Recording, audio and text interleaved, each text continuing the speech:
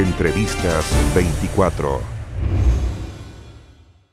Queremos hablar ahora del Ministerio de la Vivienda, que está realizando un catastro de los inmuebles que resultaron dañados por el terremoto en el norte.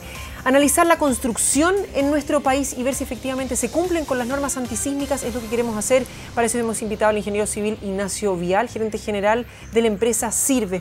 Muchas gracias, Ignacio, por estar acá. Gracias a ti. A ver, para quienes no lo saben, la empresa se preocupa de la ingeniería estructural y sísmica, ¿verdad? Sí. Para dar soluciones innovadoras. La primera pregunta que muchos nos hicimos: ¿por qué con un 8,2 no se cayó más? Sabemos que hay viviendas que resultaron con daños, pero ¿por qué no fue mayor el daño que vimos?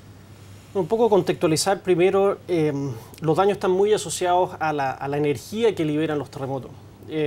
Si ponemos como base el terremoto del 2010, que fue 8,8, el terremoto recién pasado de 8,2 es un octavo, es 8 veces más chico en términos de liberación de energía.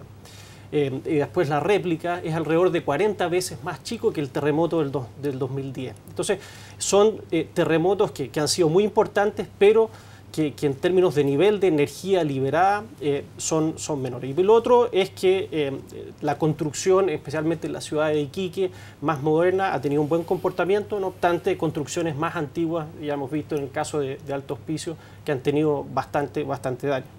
A ver, sobre todo, y si ya que estamos tocando el tema de Alto Hospicio, vemos estas viviendas sociales. ¿Cuál es el principal problema de la construcción de estas y por qué entonces vimos una caída tan grande? Son más de 2.000 las viviendas que están con daños. Claro, ahí lo que ha habido también es un tema de los suelos, por la componente salina del suelo, y también ¿Qué es lo que lleva la componente salina del suelo? ¿Que sea menos firme, que pueda resistir menos un movimiento? Es firme en la medida que el suelo esté seco, pero en el caso de que se generen filtraciones de agua, pierden la capacidad soportante del suelo. Y eso genera que la resistencia del suelo hacia la estructura es diferente, y ahí se pueden generar ciertos asentamientos y daños en los muros. Otro de los ejemplos que veíamos hoy en la mañana es de Cerro Dragón, donde unas casas cedieron, ¿verdad? Parte de las casas se cayeron y fueron golpeando las que estaban más abajo.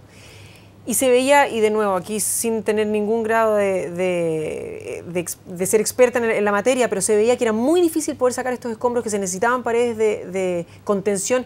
¿Qué es lo que se hace en esos casos cuando maquinaria pesada no puede entrar a remover eso que se cayó? Ahí hay que coordinar un proceso de sacar todo el material a través de, como dices tú bien, elementos de contenciones temporales, de tal manera de ir estabilizando por zona en las distintas etapas y ir liberando las zonas superiores y después ir avanzando de una manera más secuencial. Yo sé que no tienes los detalles, pero ¿son casas que esas se pueden reconstruir o eso hay que demolerlo de frente? No sé si tuviste la oportunidad de verlo durante la jornada de hoy, que es lo que hemos estado. Sí, pero hay bastantes casas que va a haber que demoler. Y eso es una de las cosas que es importante tener en conciencia, que las normas tradicionales de diseño estructural consideran que para grandes terremotos como el 8.8, las estructuras pueden sufrir daños muy importantes hasta que sea necesario demolerlas, y eso cumple con la normativa. Por eso ahora hay normativas más modernas que van en la dirección de diseñar con cero daño. De tal manera no solo proteger el tema estructural, sino que la vida humana, obviamente, y también todo lo que está adentro, que muchas veces es más, tiene un valor mayor que meramente la parte estructural. Hablamos con un ingeniero esta semana, o con un arquitecto, perdón, y nos explicaba que muchas veces la construcción de una casa, para que sea 100% resistente a un terremoto importante, por supuesto que no a uno demasiado grande porque no lo va a hacer, pero estaba en la plata, en las lucas. ¿Cuánto plata se le ponía a una casa para ver cuán resistente era? Hasta dónde el propietario decía, bueno, ¿sabe qué? Bueno, una grieta sí, me la aguanto, un poquito de daño aquí también. Y era solamente un tema de cuánta plata se le pone. ¿Es así? Claro. Eso yo creo que es más bien asociado a la filosofía más convencional, más tradicional, en el sentido de que, dada una demanda sísmica, si es mayor esa demanda, yo tengo que generar construcciones con una mayor resistencia. Y esa resistencia, obviamente, que tiene relación con el costo. Las nuevas filosofías de diseño lo que permiten es tratar de tener estructuras con los mismos costos, pero reducir la demanda del sismo. ¿Y cómo se puede generar eso? Una alternativa es los sistemas de aislamiento sísmico, que lo que hacen es, de alguna manera, cortar el edificio y separarlo de la tierra, de tal manera que la energía del sismo no entre en la estructura. Entonces yo lo que hago, en vez de generar estructuras más resistentes, ataco como la otra parte de la ecuación, que es en reducir la demanda de energía que me introduce el sismo dentro de las estructuras. Por eso hemos visto entonces que torres y edificios se mantienen y pueden soportar estos movimientos telúricos. Claro, es decir, hay algunas que siguen siendo construidas de manera convencional y que para los sismos que se han producido ahora tendrán algunas fallas menores, pero que todavía están bien operativos. Pero la única forma de lograr estructuras y proyectos y edificaciones, especialmente en el caso, por ejemplo, de hospitales, que puedan asegurar la continuidad de operación, la protección de los contenidos, es a través de estas nuevas tecnologías. Somos un país sísmico, pero tú hablas de nuevas tecnologías y nuevas normativas. ¿De qué año estamos hablando? A ver, si yo vivo en un edificio que tiene 20 años, ¿no me salvo? Mira, en el caso para el terremoto del 2010, habían 14 estructuras que contaban con sistemas de protección sísmica.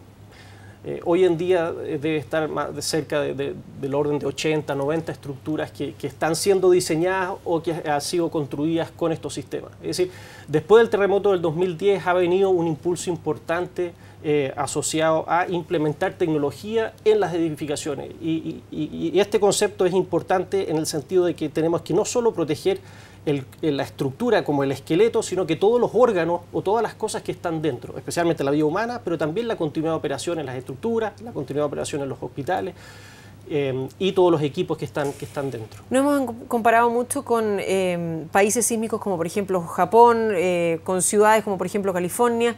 ¿Dónde estamos nosotros respecto a esta tecnología? ¿Estamos muy bien? ¿Nos falta mucho para llegar a lo que son... a lo que es lidiar con los sismos, que además nos pasa siempre? Somos un país sísmico, tenemos que aprenderlo y tenemos que actuar en consecuencia. Bueno, estamos bastante más atrás en cuanto a la implementación, al número de edificios, al número de estructuras que tienen protección sísmica. Porque tenemos construcciones más antiguas, me imagino. Claro, y porque ellos también han tomado la decisión, tanto el mundo público como el mundo privado, de masificar fuertemente el tema de la protección sísmica. Yo quería comentar un ejemplo, que hoy en día se está hablando de la reforma tributaria. La reforma tributaria, lo que se está buscando es traer más o menos 8.000 millones de dólares adicionales para el gobierno. ¿Qué significa eso? Es 3% del PIB. Sí. La OCDE ha estimado que lo que Chile gasta anualmente en términos de desastres naturales es 1,5% del PIB. ¿Eso qué significa? Que la mitad del monto que se ha considerado para la reforma tributaria es lo que nosotros anualmente gastamos en términos de desastres naturales, terremotos, tsunamis, aluviones y otras cosas. Por lo tanto, hay un desafío muy importante en liberar ese monto de dinero a través de construir de una mejor manera con la tecnología y las herramientas que existen hoy en día, de tal manera que no tengamos que gastar ese 1,5% del PIB, sino que ese monto sea bastante menor y liberarlo para otras necesidades que tiene un país como Chile. A ver, cuando hablamos de los gastos que tenemos y también de los daños que se pueden seguir produciendo después de que sigan las réplicas. Por ejemplo, veíamos las torres en Iquique, las que están más cerca de la playa, que no habían sufrido mayores problemas, pero repetidas réplicas que sean fuertes, como por ejemplo la que tuvimos de 7,6, ¿van dañando esa estructura también? ¿O una vez que el edificio resiste? O sea, lo que dicen típico, ¿no? Si no se cayó con este, ya no se cae más. No.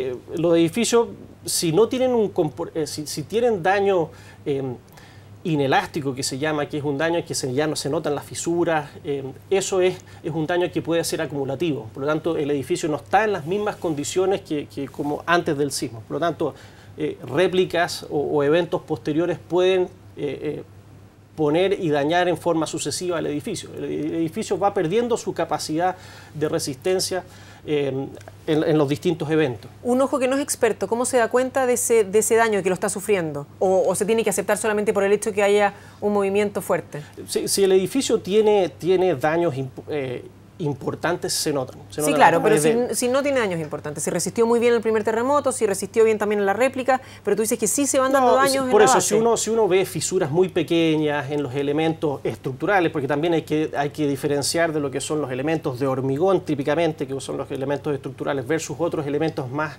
asociados a tabiquerías y elementos arquitectónicos. Si en los elementos como muros, columnas, losas, cosas así, se ven fisuras o daños que sean como a simple vista, ahí uno podría pensar que pueden haber ya un nivel de daño que habría que analizar. Si no es tal, bueno, el edificio de alguna manera ha pasado bien ese evento. Y esto no importa de qué año es el edificio, porque por ejemplo, Patricio Quintana nos escribe y nos dice: hola, mi edificio tiene 45 años, no pasó nada en 2010. ¿Cómo saber cuántos terremotos más puede soportar un edificio? Ahora bien, asumimos que Patricio Quintana vive en Santiago. Bueno, en general sí, la edificación en Chile ha sido bastante buena. La ingeniería sísmica en Chile tiene una larga historia. Chile ha tenido muchos terremotos, por lo tanto, cada terremoto ha sido una posibilidad para que los ingenieros vayan preparándose mejor y diseñando e incorporando las cosas que cada sismo nos va incorporando y nos va enseñando. Si un edificio que tiene 45 años, y no se ve a la vista daño alguno, ese edificio probablemente está en buenas condiciones para los sismos futuros.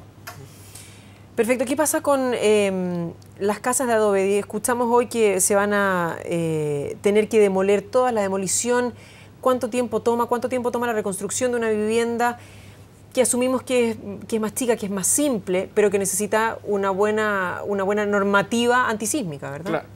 Yo un poco ahí enfocar lo que comentaba hace un rato, en el sentido de aprovechar esta lamentable situación de los terremotos, y en estas casas donde ya algunas veces hay que demolerlas, para aprovechar esta oportunidad de entregarle a la gente unas casas o viviendas de mejor calidad, que estén realmente más seguras para los próximos eventos. Eso es factible hoy en día, cosa que no era factible hace 20 años atrás, acá en Chile al menos.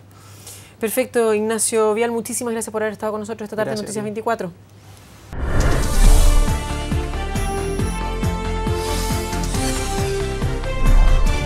Entrevistas 24.